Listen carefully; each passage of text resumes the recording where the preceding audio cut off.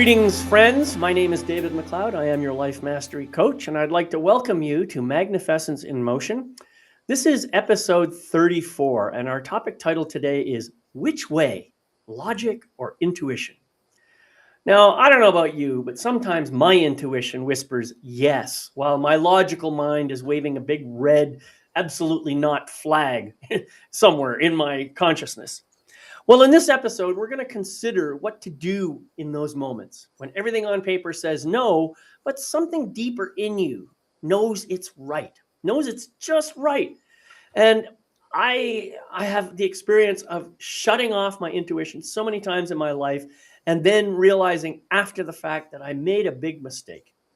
Well, my guest, best-selling author, speaker, and intuition and decision coach, Carolyn McGee, is joining me today, and we're going to explore how to trust your inner guidance without throwing logic out the window, okay? So our focus is to integrate intuition and reason so that you can make decisions that feel truly aligned, grounded, and authentically yours. Welcome, Carolyn. It's so great to have you back on the show again. It's been a long time, I think, well over a year since our last conversation. Yeah. And so I'm delighted to have you back again. Thank you. So first of all, can you just remind us where you are in the world and give me a little summary of what it is that you do that people can relate to? Thank you. I am in Asheville, North Carolina, which is on the Tennessee side in the mountains. It's beautiful. I am a perennial flower gardener, and it is a beautiful place in the world for me to be.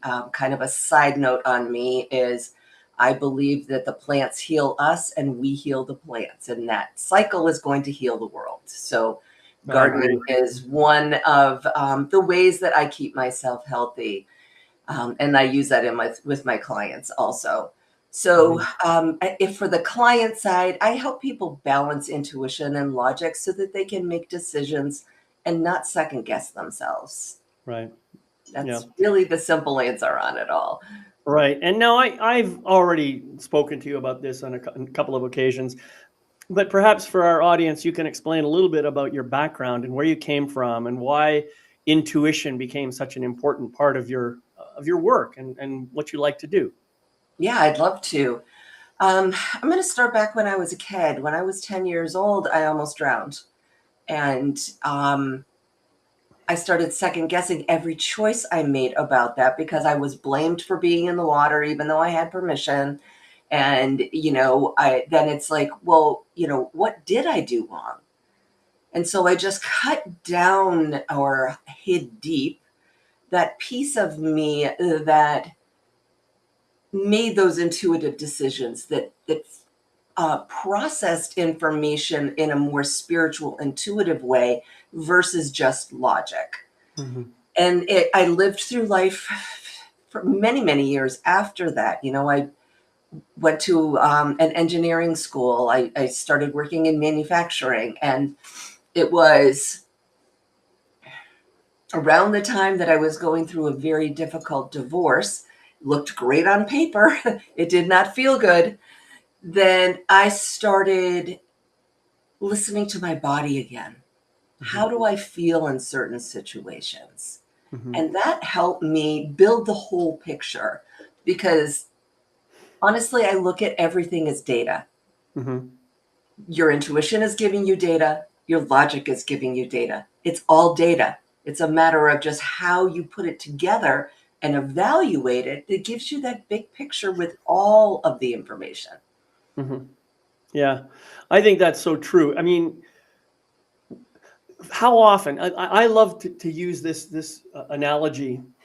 Think about you're outside and you're just looking out and you see some beautiful clouds out there. Mm-hmm. You just start looking at the clouds and marveling at their amazing shapes and stuff. And before you know it, you're starting to say, oh, look, there's a face. There's a rabbit up there.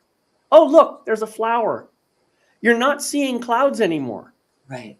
You're making up a story about the clouds. And this is how our minds tend to work. Now, there's nothing wrong with that. I'm not trying to say it's wrong. It's just that when you're just simply trying to be aware and you're trying to notice what's going on, sometimes those stories can get in the way and you can stop looking at data and start thinking only about interpretations. Yes, And that can get absolutely. very, very confusing. It can. And, the clouds can be a piece of the data because, my experience is that my angels will show me signs through the clouds, through other things, but it's not the only piece of the puzzle. So if you're just making a decision or not making a decision, because that's kind of making a decision, you're avoiding something, based on something that you see versus what you feel versus what you hear versus doing that spreadsheet with all the analysis and the pros and cons, then you're becoming one-sided. I like to look at it as like a pendulum or a pendant. It goes back and forth, and that's the way we are designed to live life. We're not here in the middle. There's movement. And if we get stuck too far over here, we're missing this part of the information, and vice versa. We want to be able to move back and forth between all of those energies and discern, collect all of that so that we have the big picture. Because it's not going to be one little slice. Life's not that. Right. So it's really about balance then, right? Yeah, absolutely. Yeah. Mm-hmm. And balance, of course, is not always easy to maintain because No, it's not. in my life, I have come to believe that, I have we are all, I believe, spiritual beings having a physical Yeah. experience. Mm-hmm. And that physical side of us incorporates what people call the ego. I call it the ego mind because it tends to overpower our regular thinking under the illusion that it's trying to keep us safe. Yes. And that's the story that we're told about ego, that it's really trying to keep us safe. I think that the truth is the ego is trying to keep itself safe, keep itself relevant, keep itself alive. Mm-hmm. And Yeah. so a big part of what we need to do in our lives is to find a way to quiet that ego so that we can allow our soul to have more prominence in our life. And really, intuition is the language of the soul, isn't it? Mm-hmm. It absolutely is. Yeah. And so if we want to be able to hear our intuition, we have to quiet all the outside noise. And I have found personally one of my favorite techniques for doing that is to just simply notice when my ego mind is too active and say, "Oh, you got something you want to tell me? Well, go ahead. Tell me. What is it?" And just listen. Yeah. And often by just listening, that causes the ego mind to quiet down just enough so now I can start to pay more closer attention to what's going on in my soul. Mm-hmm. Have you tried something like that yourself? Yeah, what I usually do is I'll go for a walk, or as I mentioned earlier, nature is really, really foundational for me. I'll go out and I'll deadhead flowers in my garden because it kind of moves everything aside. I'm focusing on something that's a physical task, and it allows both parts of me to come out. Like an idea that I've been thinking about, kind of aligns itself so that I can see all of it. Or I knew, using the intuition piece, I knew there was something that I was missing or I wasn't really understanding, and it comes out.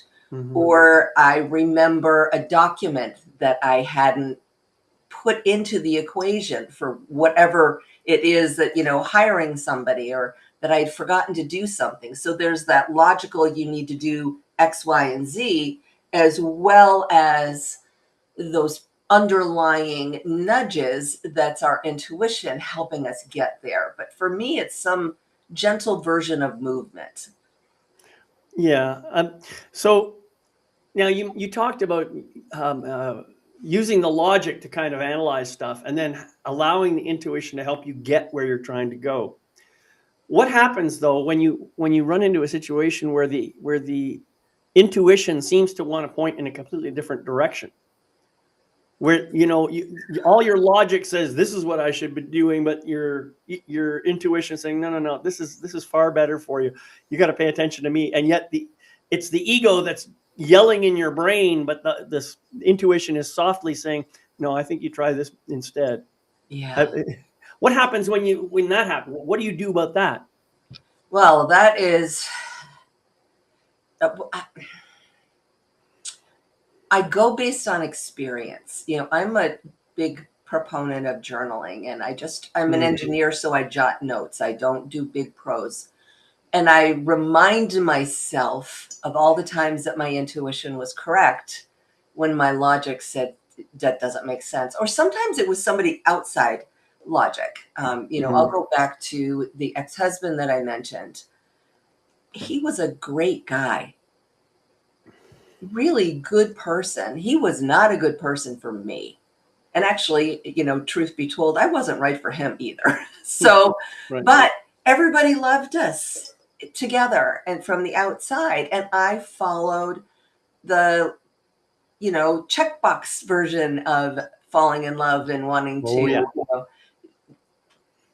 And it worked for a period of time until it didn't. And, I can look back on that and see where I put more validation on what my parents thought, what my friends thought, what society thought was a good marriage, and versus what I was feeling inside. I had this fear that I would lose myself in the relationship, and that's what happened. He was a much stronger personality, and I was a people pleaser. We were the perfect storm, really. So I could look back and see where all of these things just lined up, but they didn't line up all together. And I think that's what we do when we have this differential between the logic and the intuition, is that you have to almost go up to that 50,000 feet level and look at it from the big picture. It's like, yeah, these components line up. It totally makes sense. But when you go up here, does it make sense long term? Is this a short term solution? Is there a way to make this slightly different so that it's better for everyone? Because my experience over many years is that when I don't follow my intuition, I get another opportunity to do it again. And it's usually harder the second time around. Harder the second time around. Yeah. It absolutely is. Or there's a painful end to the choice that I made, and then I get another opportunity to make a similar choice, of course, with so much more knowledge. But, my goal in life is to help people miss that painful path and just go to the gentle learning, because we're all learning all the time, but it should be gentle, or it can be gentle. When you were describing the relationship situation, it kind of, I don't know why I thought about this, but the image that came to my mind was, trying to put a Volkswagen engine into a Ferrari and expecting the whole mechanism to work like to its top potential. And obviously, sure, you could probably drive around a Ferrari with a Volkswagen engine, but you're not going to get the kind of performance that you would expect out of that vehicle, and isn't that we tend to do a lot of that stuff? We say, well, I can get by with this, rather than working a little bit harder and getting that other thing that would make it work even better. We kind of shortchange ourselves in some ways, don't we? We do. And, I don't remember where this phrase came from, but it's something that I use all the time. It looks good on the outside. Right. And that fits with your Ferrari and Volkswagen. It might look good on the outside, but if the inside isn't healthy, all of your energy, your organs working properly, your intuition having a voice, then it's not sustainable. Yeah. Well, it isn't even a question of whether the inside is working properly, because in the case of the Volkswagen versus the Ferrari, the Volkswagen engine is perfect for a Volkswagen car. Yes. That's what it's designed for. And when it's put into that situation, everything works beautifully. But when you try to mismatch things and put the wrong engine into the wrong vehicle, that's when the problems happen. Yeah. So you're not going to get the result that you were hoping for. That's really what I guess I'm trying to say. Yep. So, one thing I believe, I don't know, maybe you agree with this or maybe you don't. I believe personally that the intuition is never wrong. I believe that the intuition is always 100% of the time looking out for our best interests and trying to help us find the truth of who we are and bring that forth in the world. And the problem really is that we allow our ego minds to kind of overpower the intuition, the soul. And as a result, we end up unhappy. We end up with, all kinds of dysfunction in our lives and stuff like that. Not that there's anything wrong with the ego. The ego has its place, kind of like the Volkswagen engine. Yes, So absolutely. it has its place, but its place is not to be the in charge. It's not meant to be the captain of the ship. It's Yeah. meant to be maybe a co-pilot at best, or a navigator or something like that. The captain of the ship is the soul, and we have to learn to allow that part of ourselves to really blossom and come forth in our lives. And listening to the intuition is an aspect of that process. Yeah. And, I love that you use the word process, because I look at the brains as a processor. Right. We can't bring our intuition out into the world unless we bring it through our brains. Our brains makes the decisions on the choices that we're going to make and how our body move, and if we take this choice or we take that choice. But it just collects data and it analyzes. So unless we pull that intuitive data in to the big picture, the brain's not making the right choices, or doesn't have the information to make the full choice. Okay. And sometimes it's going to take, I think, the path of least resistance, because why not? It's got the data. It says to do this. Right. All right. So that's a great point that I like. How then do you go about, or how do you coach your clients to learn how to use to bring that information from the intuition into the brain so that you can assimilate it and analyze it and do all the right things with it? How do you do that? That's a great question. So I do intuition through the chakras. Okay. And, there's 7 chakras, but I'm only going to talk about 4 of them. I'm going to start at the base. The first chakra is the root chakra. We're going to just skip that for this conversation. And the next one is the sacral chakra. We're going to skip that too. And we're going to move up to the solar plexus, which houses our gut instinct. So Okay. there's a lot of information that comes in there. And our claircognizance, which is our knowingness, comes into that chakra. So okay, so you just used a word that I'm not sure my okay. viewers will have heard. Can you say that word again and just tell us what you mean by it? Claircognizance, is that the word? Yeah. Yeah. Okay, that is your knowing. That's the gut instinct. So Okay. you often think of a light bulb moment. That's what or you feel like something just makes you feel really uncomfortable, or you just know what you know, and you do not know why you know it, but you know it. Right. So it's Okay. that thing, and that lives in our lower body, and to be able to pull that information up through our bodies and into our brains so that we can process it, we need to be able to feel and access our bodies. A lot of us kind of live here, right? We live in our heads. We don't feel our bodies. Right. I have a friend in the animal communication world, and she talks about it as it's 4 legs and a head. Like, you forget that you've got a body. You forget that there's something that's connecting all of us. And as humans, it's the same thing. We need to have this flow of information.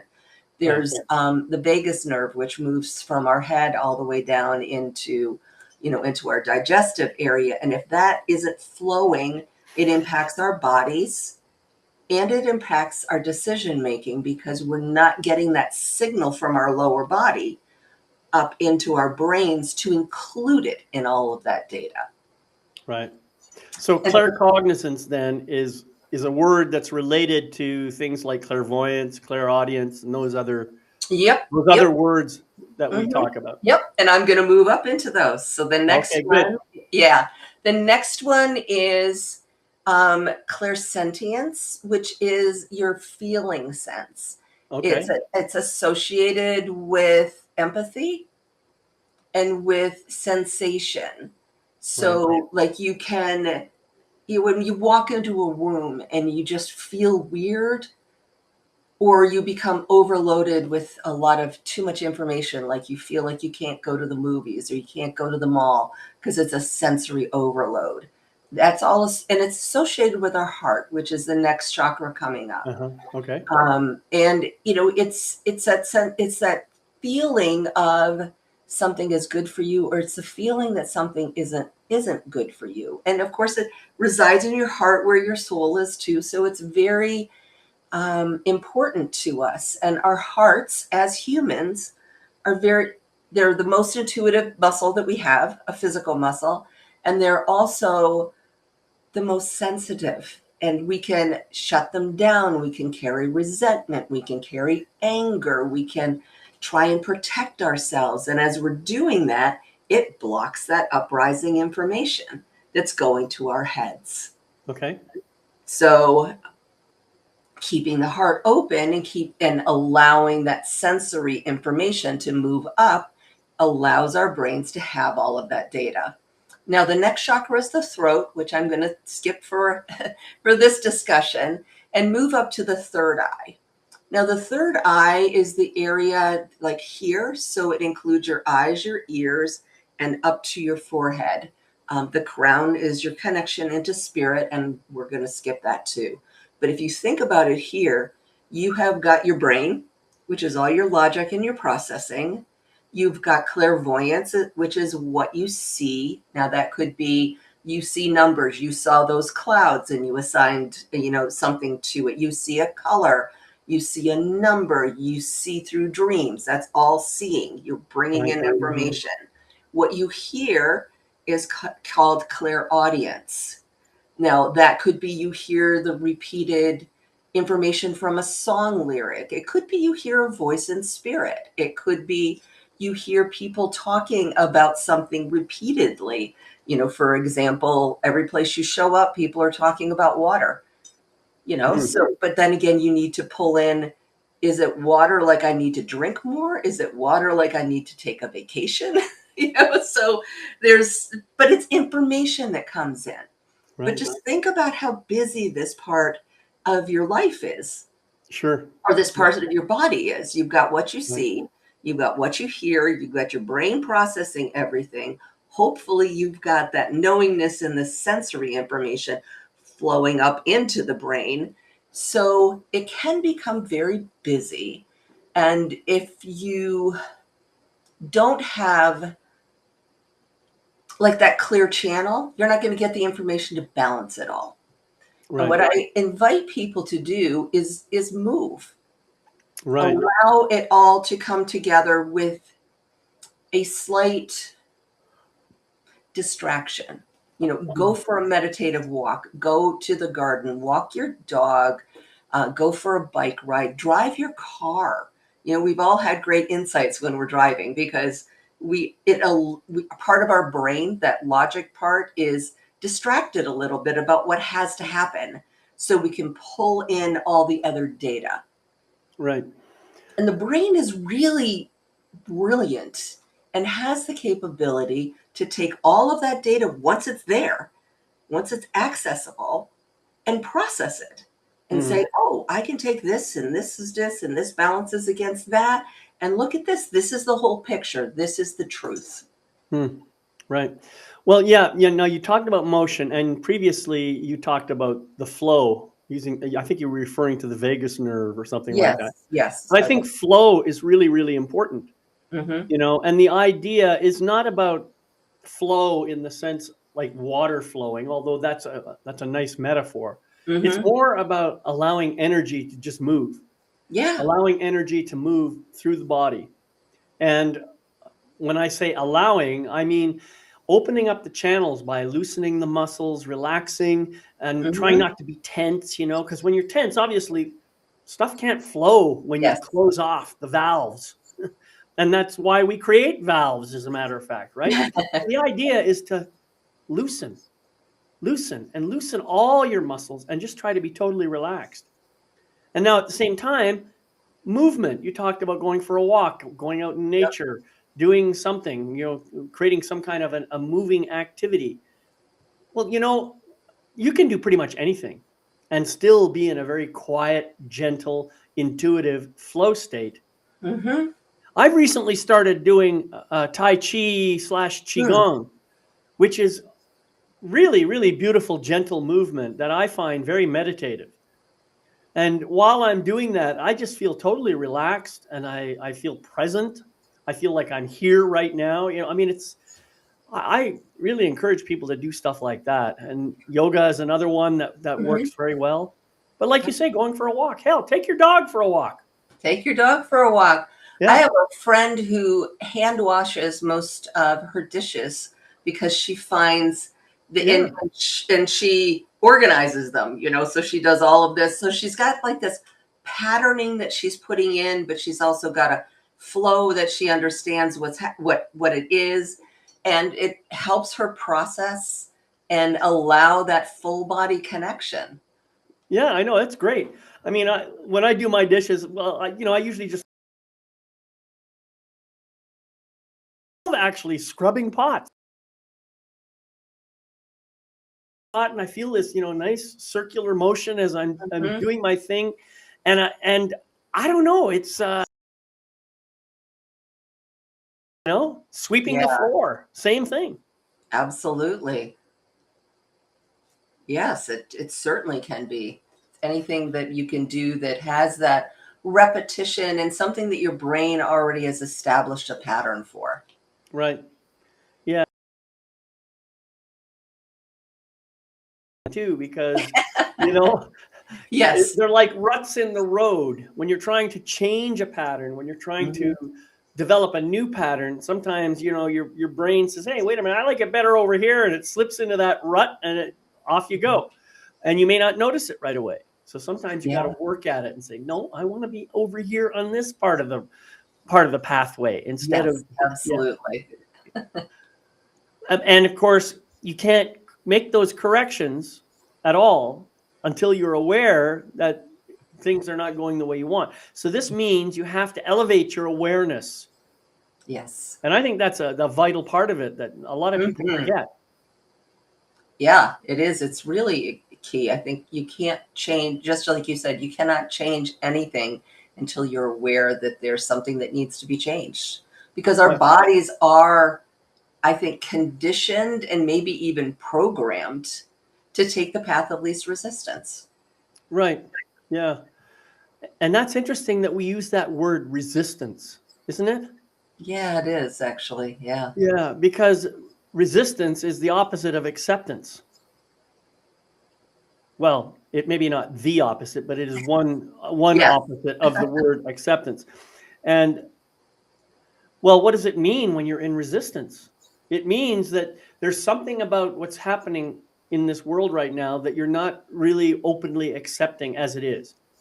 You're putting a spin on it. You're writing your own story about it. You're putting your own interpretation on it. Whatever it is you're doing, you're not allowing it to be itself. And so consequently, it's something else that you've made up in your mind.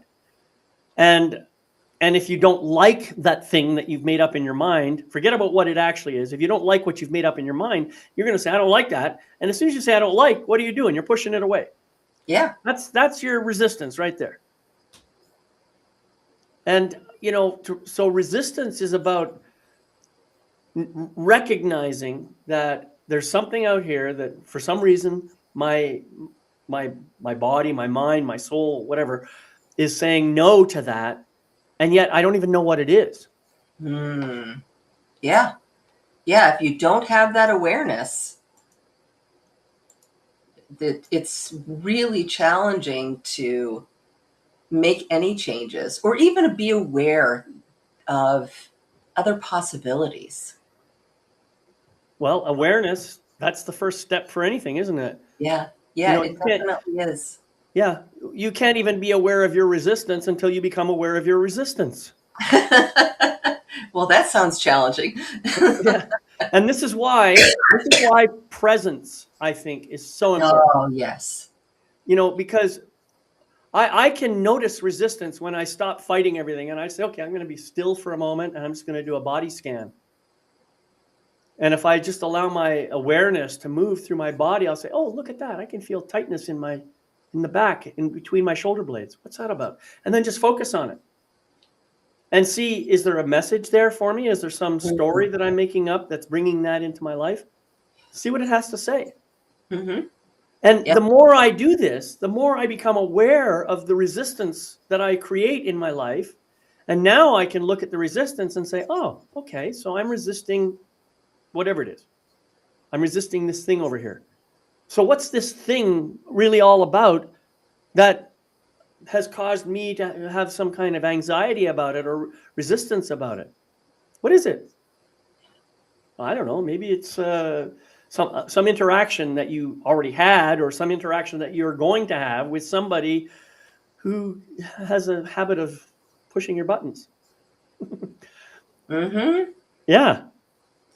Maybe Yeah. that's what it's about. And I think another important thing to add into that is, allowing the process of your intuition to flow. Is it your mind comparing to a past event, or is it your body sensing that this is a current event? Mm-hmm. Because the brain likes to process and compare, and there's got a lot of historical data, right, that's out there of this happened and therefore this is going to happen, which may or may not be true. Right. Now there are certain people that remind us of other people, or there may be people who have historically acted a certain way, but it doesn't mean that they're going to do it again. They might, but pulling all of that intuitive information out also allows you to filter that past equals the future, which can be very dangerous for us. Yeah, right. Decision making. Yeah. Of course, yeah. When you talk about this past history, that's really, really important stuff.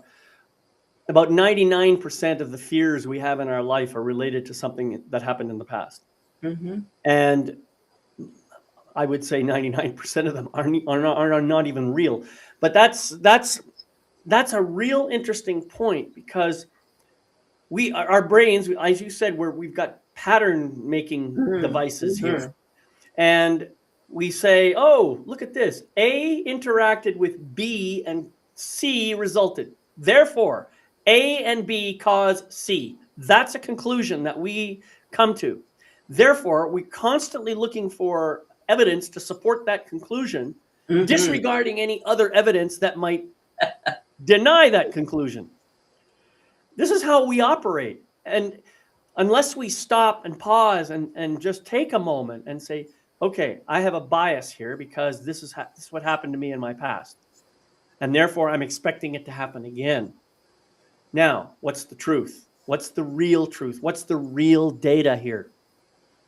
I think that's just a beautiful, beautiful recommendation. And anybody can do it. Yeah. You can stop and say, oh, yeah, I've got a bias here because of X, Y, or Z. Now, knowing you've got the bias, can you let go of X, Y, and Z and look at what's here right now? Look at A, B, and C instead. Yep. Yeah, or maybe there's additional information that you are blocking because it changes that pattern. Right. And by looking at A, B, and C as individual points versus an equation, then the other thing, maybe there is D that floats in and it has another point or another outcome. Right. Or maybe you see that it's, a fork in the road instead of a straight line. There's so many possibilities with what's going on in our bodies and in the world around us, that when we get into that straight line approach, not only do we miss opportunities, we also can get stuck in that groove that you were talking about. And then you end up going in circles. And I think, my version of life is like a big spiral, always expanding up. Right. So no matter where I am, if I get that opportunity to make another choice or a similar choice, because maybe I didn't listen fully to my intuition before, then, or maybe I totally ignored my intuition, or I totally ignored my logic and just Right. went on what I was feeling. I mean, they're both valid. We're talking a lot about intuition right now, but they're both valid points. Is we need all of it in there. But each time we're at a higher level. So we're not regrooving ourselves. We're not going in that spinning thing like a record. We're moving up higher and being able to see things from that much higher perspective that I mentioned, which then allows us to see the bigger picture and make better choices for our lives. Right. Yeah, that's another great metaphor. The idea of the spiral. I use that one myself as well. Um, it's true on some level that we do seem to go around in some kind of a circle. But the thing Mm-hmm. is, on each passage around that circle, whatever it might be, we have now gained more information, more experience, and Mm-hmm. more consciousness. And so we're now going through the second transition with a lot more information that we didn't have the first time through. Yes. It's really important for us to understand that and recognize that. The other thing that I wanted to say is we were talking a little bit about this kind of peripherally, the idea of cause and effect. We make the mistake of thinking that correlation is causation. And it's very, very easy to make that mistake. As I said, you've got A and B, and this results, and therefore you assume there's a cause and effect relationship there. But when you stop and think about it for just a moment, let's say we have this understanding that A causes B. Well, if you stop and think about it for a moment, you might say, wait a minute, maybe I got this backwards. Maybe B causes A. Ooh, yeah. What happens if I put that kind of process into my mind? Is that even possible? Maybe gravity doesn't cause apples to fall. Maybe apples cause the earth to move towards the apple. Who knows? I don't know.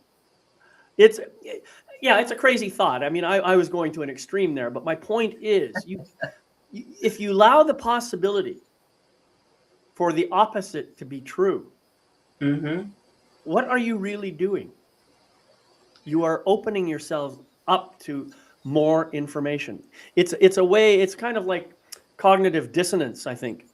Allowing two things, opposing things to be true simultaneously, two contradictory things to be true Yeah. simultaneously, and then trying to resolve the difference in your logical mind. Well, unfortunately, the logical mind ain't going to cooperate. So you have to move away from the logical mind and into the spiritual realm and realize everything is possible simultaneously. Yeah. Sorry, I kind of went off on a tangent there. It's okay. It's an interesting and relevant tangent. I tend to do that. I mean, I have my brain doesn't operate, I don't think, the way ordinary brains do. It has its own peculiarities that I kind of enjoy sometimes. Yeah, I love conversations that kind of go different places and then circle right back to where you started, and you just move right on. Well, that's really, to me, that's the nature of conversation. Mm-hmm. Yeah. We're trying on new ideas. We're bringing in new perspectives, and we're really talking about logic and intuition in a whole new way. Yeah. There's and I'll go back to what I said in the beginning. It's just information. It's data. And we all need data. We do data when we do our taxes. We do data when we, see what's in our checkbooks. We do data when we're evaluating purchasing anything. And so, we all have data. We all use it. And it's the invitation to open up your mind to accept more data. And, the ego mind might argue a little bit, like, I'm busy, I got a lot of stuff going on up here. But just invite, allow, and make it fun. I like to play with my ego mind like she's 3 years old. And usually that's an accurate time frame too. I think so. I do think so, that a lot of the decisions are made from a 3-year-old. Right.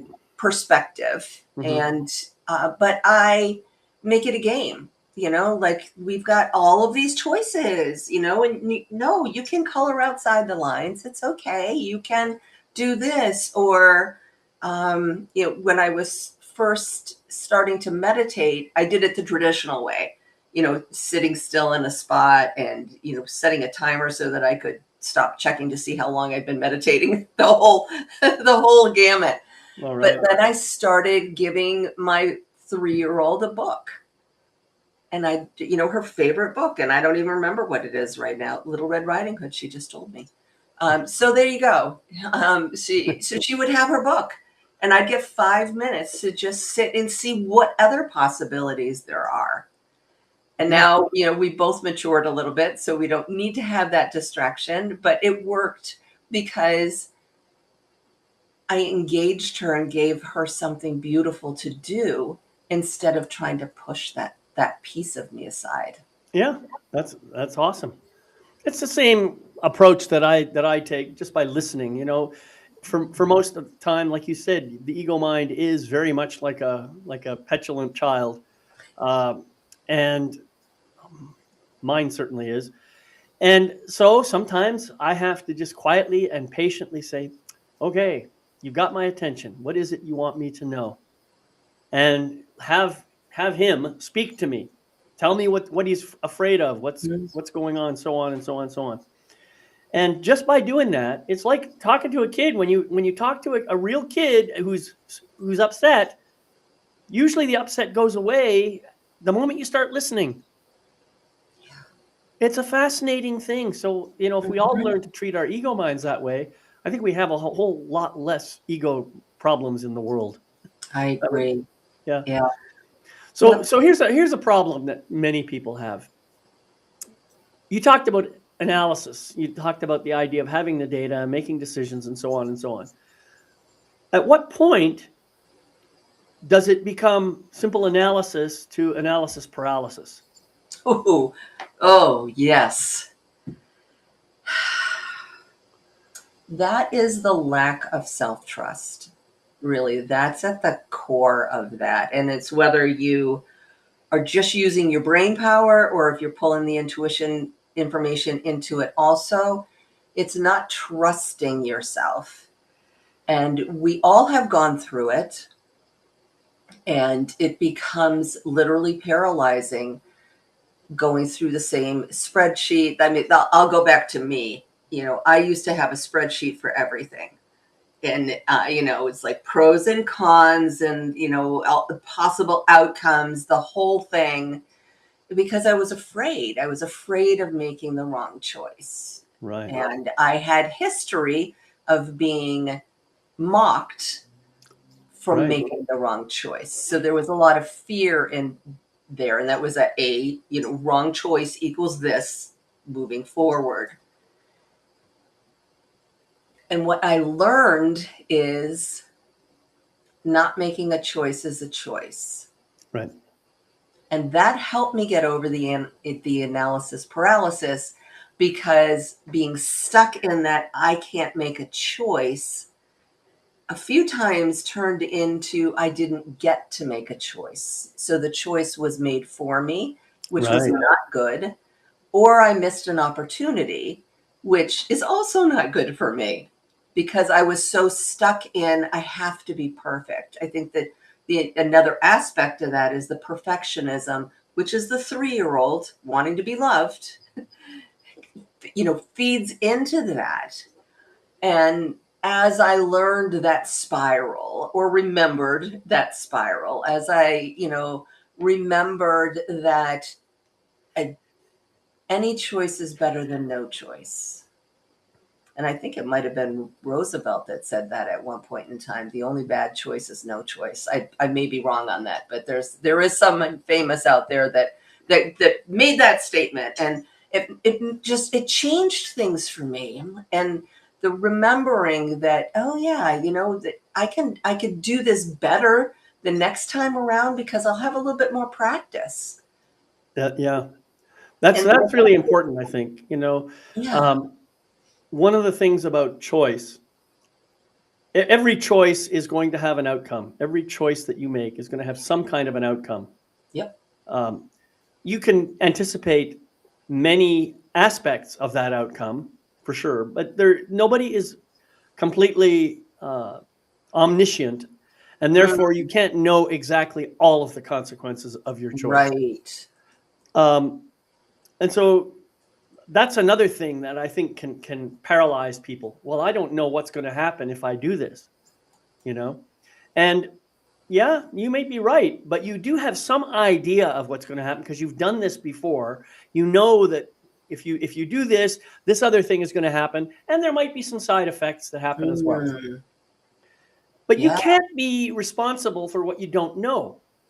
So the best you can do is say, all right, I'm going to have to make the choice at some point. I have a deadline now. I have to make the choice today. Here's the choice. All right. Now let's suppose disaster does strike and everything just goes fizzle-de-wop and messes you all up. What can you do now?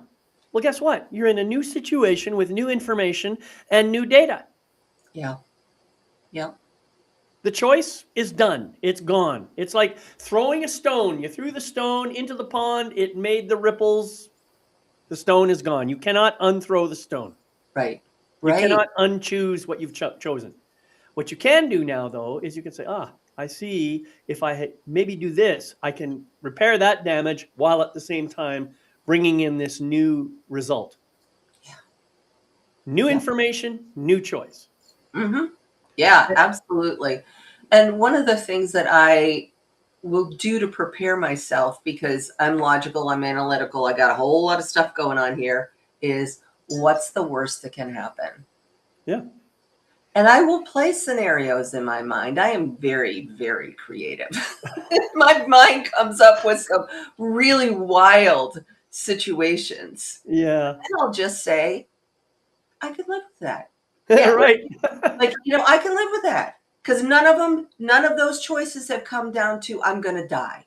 So if I'm not going to die, then I have a chance to repair, undo, make a different choice again, pivot, whatever it is, then that's okay. Yeah. I'm not going to die. My kids aren't going to die. It's like Right. it's usually it comes down to that for me when I'm in that full on crisis, can't make a choice, and then I move forward because if it's not that, then it's okay. I can make a decision and then I can recover from it, or be thrilled that I made the choice. Because a lot of times we surprise ourselves.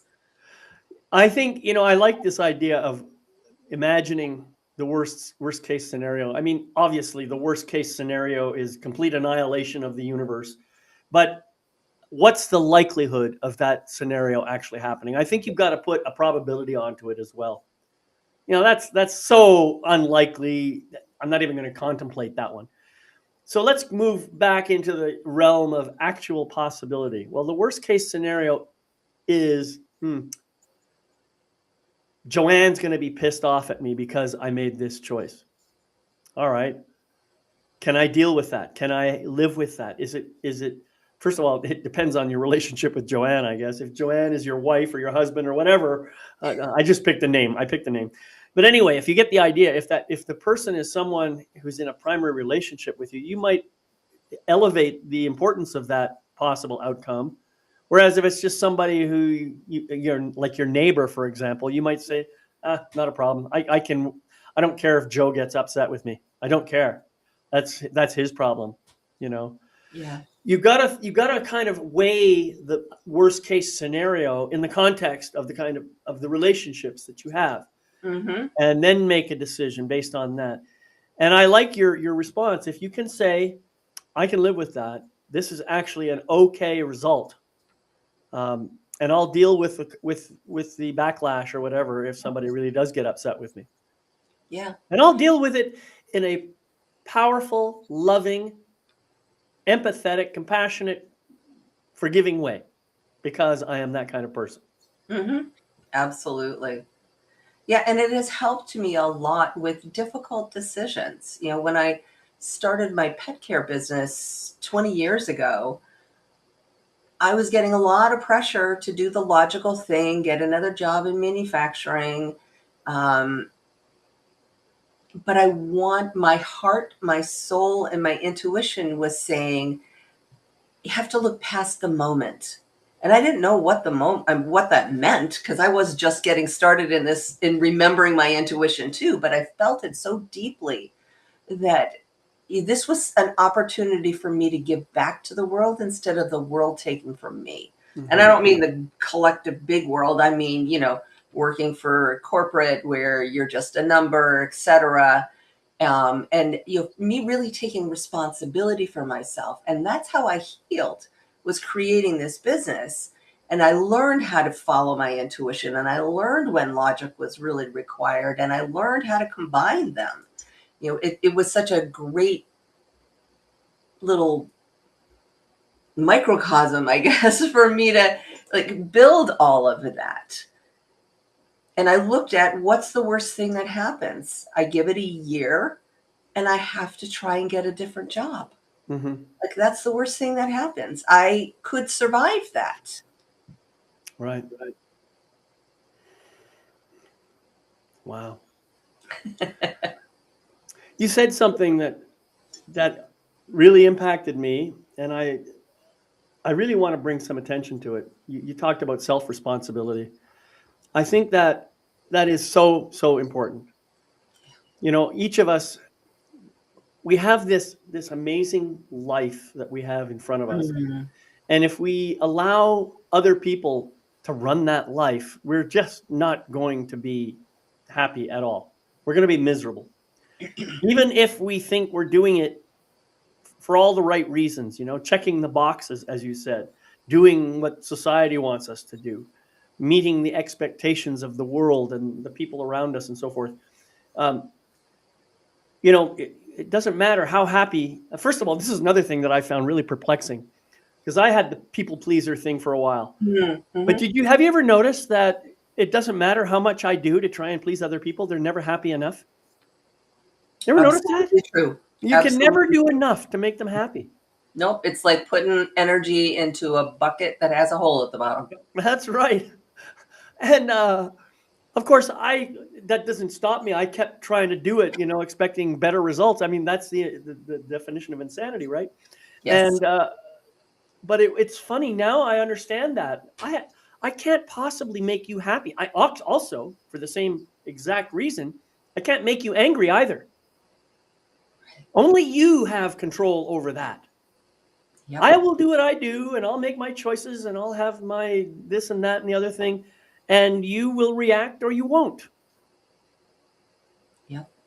It's really that simple. I have no control over you at all. And so I cannot be responsible for you. Now, I guess we have to take it back a little bit. Certainly parents are responsible for their children to some extent. But at some point, even a parent has to allow the child to learn to take responsibility for him or herself.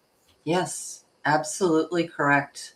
That is a great way to frame it. And, you see parents doing that, the taking care of micromanaging, not allowing decision making, or not providing chores. I was actually talking to somebody who was complaining about his daughters, and they're in college, and and I said, well, you created that. I said, the reason they're calling and asking you for money is because you created that. Have you ever thought of saying no? Tell them to get a job. So, right. What are you talking about? I said, well, my kids have been working since they were 16 years old. They're fine. They're healthy. Yeah. They got angry for a little while.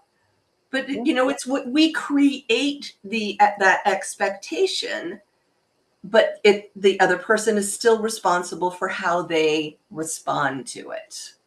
Yeah, that's right. Yeah. And so this is another aspect. I mean, there are so many ways that intuition can show up here. Right? Yeah. We were talking about choices a moment ago and making a choice. And, you were asking the question, what's the worst that can happen? And then deciding you could live with it. I think this is a really powerful opportunity just before you make your choice, just before you actually flip that switch. Mm. Take one more deep dive into your intuition and say, is this really the right choice for me? Mm-hmm. I think that is powerful.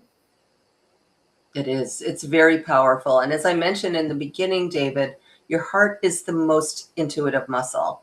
And you can just ask your heart. I always put my hands on my heart and just take a couple deep breaths and ask, is this the right choice for me? Right. And if it feels expansive, then yes, it is. If it feels closed in or fearful, then no, it's not. So use everything that's available to you. Use these beautiful bodies that we have and your Right. logic and your intuition to validate and then document it. Write it down. It doesn't have to be a big long prose. It doesn't have to be a 1,000-page novel. It's just a couple bullet points. Wow, 1,000-page novel. I don't know if I could write one of those. I don't know. Me either. Well, we're getting close to the top of the hour here. Carolyn, it's been an awesome conversation. We covered so much great stuff here. Before I close us out, is there any words of additional advice that you'd like to share with viewers so that they can benefit even more from your wisdom? Thank you. Just trust yourselves. Trust yourselves. We are all born intuitive beings. Everybody has the ability, the capability. Everybody is smart. Everybody is logical. We all have different aspects of that, and we have different ratios between the logic and the intuition, but we all have it. And just at the core, trust your gifts, make the choice, and move forward. Yeah, move forward. Yeah. Yeah, allow yourself the permission to grow and expand into the fullness of who you are meant to be. Yeah, absolutely. Yeah. Well, thank you again, Carolyn, for this beautiful conversation. I really appreciate having you here. It's been an honor as always. And I want to thank all of you for watching this on the recording or even however you got here. This is great. I'm so glad that you were able to participate. Please, like this episode, leave comments, tell us what you think about everything, and share your perspective. Yes, please. Yeah. And remember, before you go, I just want to remind you of my 3-sentence life mastery mantra, something for you that's easy to remember and you can use it to help you in your life. It's real simple. It goes like this. I gratefully forgive the imperfect being I have been in the past. I gratefully accept the magnificent being I am right now. I gratefully welcome the evolved being I am becoming in each new moment. So thanks, friends, for being here. Remember, trust your intuition and trust your logic. They're both there for you to help you. And I wish you the very best. And I will see you next time on, what is this? Oh, yes, MagnifEssence in Motion. All right. Bye-bye, everybody. Bye.